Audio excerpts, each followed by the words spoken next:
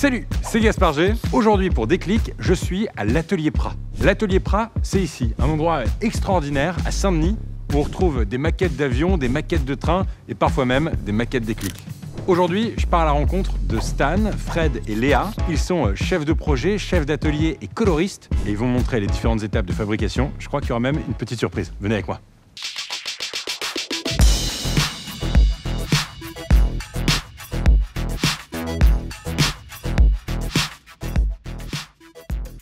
Salut Stan. Salut Gaspard. Enchanté. Enchanté, ouais. On est où ici?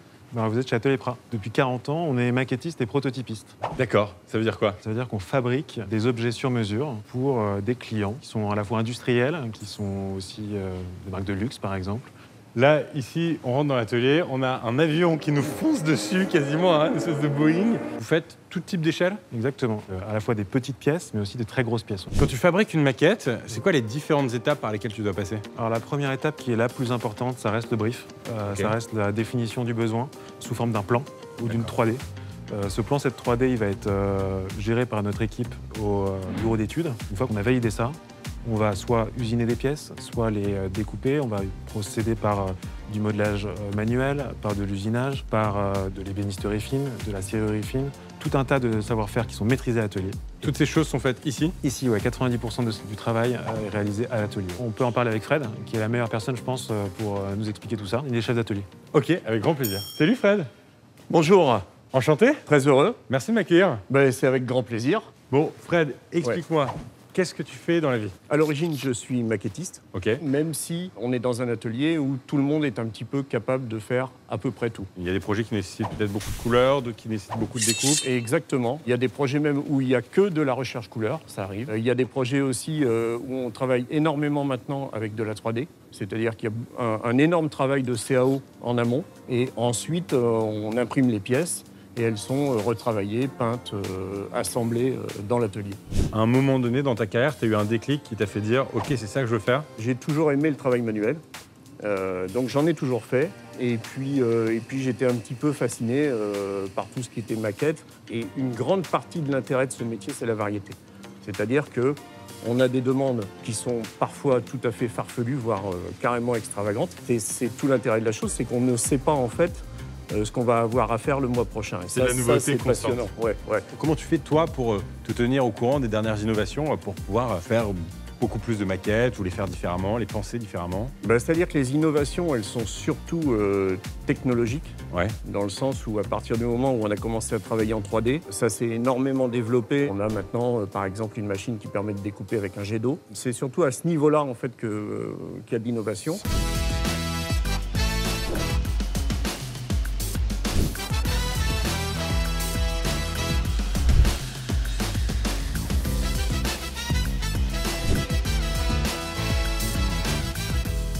On a découpé le logo Déclic Incroyable. et Léa va te lancer un défi. Tu vas aller le peindre Ok. en cabine. Salut Léa. Salut Gaspard, Enchanté. enchanté. Léa, tu es coloriste et peintre, c'est ça? Ouais, tout à fait. Et à ce propos, je t'ai préparé un petit défi. Ok. Donc on a ici le logo de la chaîne Déclic. Le défi, ça va être de trouver la couleur du logo, Ouais. d'aller préparer la peinture au labo et ensuite je te montre comment on peint. Allez, let's go. Donc je te propose de trouver dans un nuancier quelle va être la bonne couleur qui correspond au logo. La chaîne Déclic, c'est des teintes jaune, orangé, orange. On va plutôt aller là-dedans. Ok. Bon, ça, c'est très, très jaune. Là, c'est plutôt ocre, plutôt marron. Écoute, je dirais que c'est un truc comme ça. Ouais, je pense que c'est à peu près ça. Ok, super. Cette couleur-là, vous l'avez pas en stock, on doit la fabriquer, c'est ça? C'est ça. Vas-y, je te suis.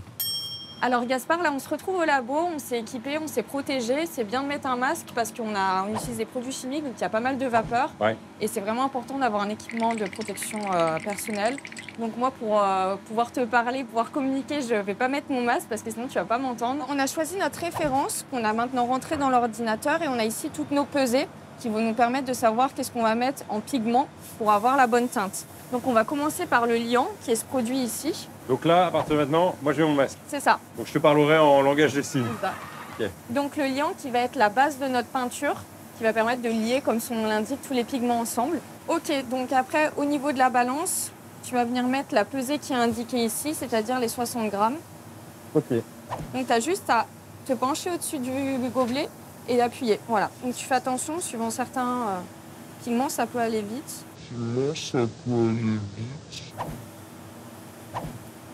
Ah oui, d'accord. Voilà. C'est pas grave. Ça allait parfois beaucoup plus vite que ce que je pensais et c'est parfois ça. au contraire c'est trop On long. peut se faire avoir. Bon, on est un tout petit C'est pas un peu grave. plus de Pour 60 le grammes. liant, il n'y a pas du tout de souci. Sur les pigments, va falloir être plus vigilant parce que ça peut vite faire varier ta couleur. Tu peux avoir des couleurs où tu peux mettre une petite goutte de trop de noir et ta couleur va devenir très terne. Et après c'est Donc, fini. faut faire attention. Ok. Voilà. Donc après, on va aller dans l'ordre. On commence tout en haut par la première référence, le jaune vif. Et de la même façon, venir mettre ton pigment. Ok, vas-y doucement là. Sur les pigments, il va falloir être plus vigilant parce que ça peut vite faire varier.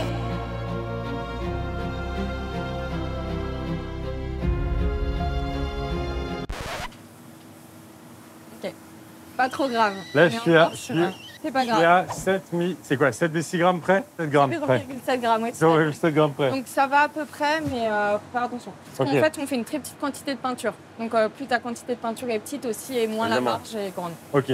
On peut passer à la couleur suivante. Là c'est 8,1, c'est ça? Ouais. Parfait. Ok. Maintenant c'est blanc concentré, 2,3. Je pense que tu vas prendre le blanc mélange pour le coup. Ok. Ça ira bien pour la peinture. Ça reste une couleur claire, ça ne changera pas grand-chose. Ouais, là ça va changer beaucoup de choses.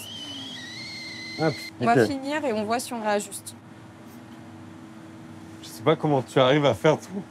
Parce que sur des trucs qui sont aussi gros, en fait. Ouais, à un alors moment donné, le truc, ça va être de plutôt du coup, tenir ton pot comme ça et vraiment venir gérer avec la pression que tu vas mettre sur la gâchette. Du coup, je te laisse mélanger ta Ok. peinture, comme ça on va voir ce que ça rend. Est-ce qu'il y a trop de blanc ou pas? c'est hyper satisfaisant. Ouais, j'adore cette partie-là. Donc en Pas moins- mal, non? Ouais, Attends, franchement, franchement, ça c'est la couleur d'écrit, va. hein. Je suis désolé, mais. franchement, ça n'a pas trop fait virer, donc on a vraiment de la chance. On va venir diluer la peinture, donc on met en moyenne entre, ça dépend, 30-50% de diluant. Donc tu peux mettre au moins 40 grammes. Donc là j'y vais franco, 40 grammes dans, Ouais, dans la ça prépa. va vite quand même. Bon, Nickel. Donc on va refermer le pot. Ça, c'est un godet qui est réutilisable, qui est assez pratique parce que du coup, on aura juste à le brancher sur le pistolet et après, tu peux le refermer et le réutiliser. Tu dois le visser. là, Non, visse, tourne le bouchon. C'est pardon. comme un bouchon.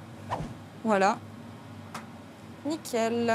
c'était plus compliqué que ce que je pensais parce qu'en fait, il faut, Ouais, faut être, hyper très précis, subtil, ouais. hyper précis sur les. Moi j'y suis allé un peu bourrin au départ. Je On crois a quand qu'on même a, une bonne on a couleur. la bonne couleur, Ouais. on a la couleur de déclic. Et bien maintenant, direction la cabine. Je vais te laisser tester un peu le pistolet, voir comment ça fonctionne au niveau de la pression de la gâchette sur cette petite plaque. Donc tu vas venir appuyer et balayer pour venir déposer la peinture petit à petit. Donc le but, c'est de ne pas saturer trop vite pour pas que ça coule, mais de venir petit à petit couvrir en faisant plusieurs passages. On est là? C'est parti sur la vraie pièce. Let's go.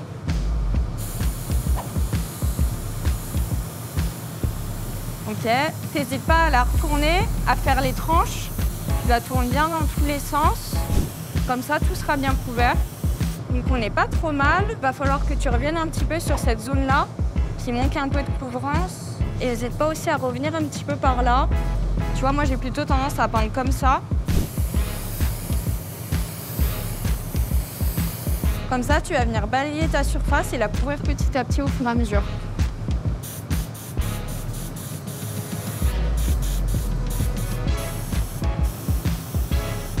Qu'est-ce que t'en penses? C'est bien, non? Ouais, franchement, pour une première en peinture, on est pas mal du tout. Tu me dis, si jamais de faire en alternant, apprenti. C'est pas mal, non? Ouais, Et franchement, au niveau de la couleur, on est plutôt bien, non? ouais, la couleur rend bien. Dites-le dans les commentaires si c'est bon. Bon, Léa, en fait, c'est beaucoup plus technique que ce que je pensais. Ouais. Tu dois être précise, mais à un niveau de dingue au niveau des doses de peinture que tu mets pour avoir la bonne couleur à la fin. Ouais, la couleur, c'est quelque chose d'assez complexe. Si tu mets un petit peu trop de couleur dans le blanc, ça peut virer très très vite. Le noir, c'est pareil dans ces cas-là. Mais là, ça va, on s'est retrouvé sur une couleur plutôt facile, on va dire.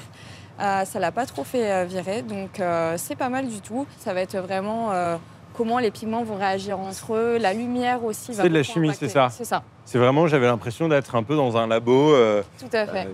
à l'ancienne, même On gère nos petits au collège. mélanges, Bon, et intuitivement, je me dis que la peinture, ça arrive quand même à la fin de la chaîne de production. Ouais. C'est toujours le cas? Oui, c'est ça. Parfois, on a des projets qui vont être très axés finition, mais sinon, la plupart du temps, on intervient sur la fin. Ok. Ça peut être parfois avant des étapes de montage final. Mais ouais, c'est clairement une des dernières étapes qui va donner le rendu final à l'objet. Bon, écoute, je suis quand même très surpris positivement du rendu. Ouais. C'est-à-dire que là, La couleur, ça change. les copains sur Déclic ils vont être contents parce que là, on a un logo qui est imprimé en 3D, colorié. Non, pas imprimé en 3D, découpé à la découpe jet d'eau. J'ai compris. Ok, d'accord, très bien. Donc oui, ça a été découpé. Dans une matière existante. On n'est pas venu Oui. créer de la matière et du volume. Bon, et finalement, on s'en est pas trop mal sorti. J'ai relevé le défi pour toi? Je pense qu'on peut dire que c'est un défi relevé. Et puis, je te laisse repartir avec la pièce. C'est cadeau? Ça sera une petite déco pour la chaîne. Génial. Et bon, on pensera à vous. Merci beaucoup, Léa. Avec plaisir. Merci d'avoir suivi cette vidéo. N'oubliez pas, il y a plein d'autres épisodes qui vous font découvrir plein d'autres métiers sur cette chaîne. N'oubliez pas de vous abonner. Moi, je suis content, je repars avec un cadeau pour les copains. Et la prochaine fois, on essaiera de faire un avion. Ciao.